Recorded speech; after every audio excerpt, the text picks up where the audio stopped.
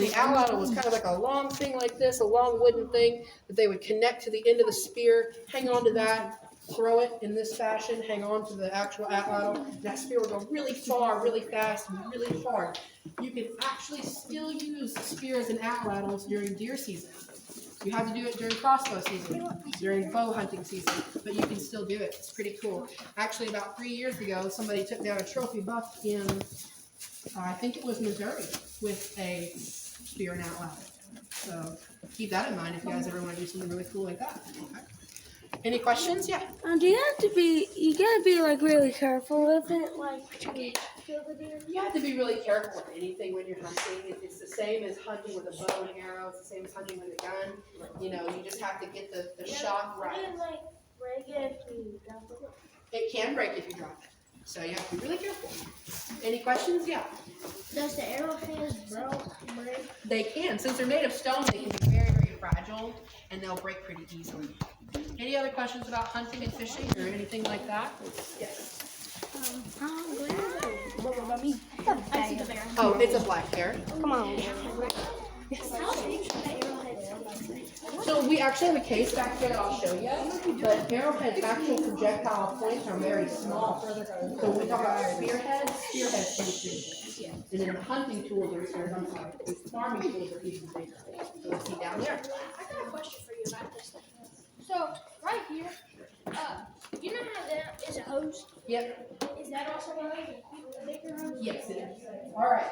So this is actually my favorite case. I can talk about my favorite thing today again, which is stickball. Did you guys get to play stickball today? No. Yes.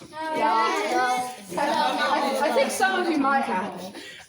Okay, so you guys remember how I was talking about stickball is kind of like the ancestor of lacrosse, right? So stickball, or tole, as it's called by the Chickasaw and Choctaw nations, Stop. She's trying to read is actually a game that they would play. Now, the reason I like talking about tole is it was a pretty interesting sport. So tole itself was something they actually called it, had a different name. It was also called Little Brother of War. Does anybody have any ideas why they would call tole the Little Brother of War? Any guesses? Yeah, give me a guess. He made board. Do what? He made board. Well, yeah, Tole is a name of a hero, and he did play Tole, they named it after him. But Tole's actually called Little Brother of War because they would play this game instead of actually going to war sometimes to prevent unnecessary death. The reason I like talking about it, and the reason I actually wrote theses on it, is because the Little Brother of War, Tole, was just as dangerous as going to real war. So Tole, the game itself, was usually played on a field that could have been up to a mile wide. That's really big, right? A mile. So imagine you've got two goals that you have to go between. It's a mile each way, right? There could have been up to probably only about this big. So imagine there's 200 young men, strong young men, all going after the same ball. And they're all trying to get it to their goals. And there was no rules.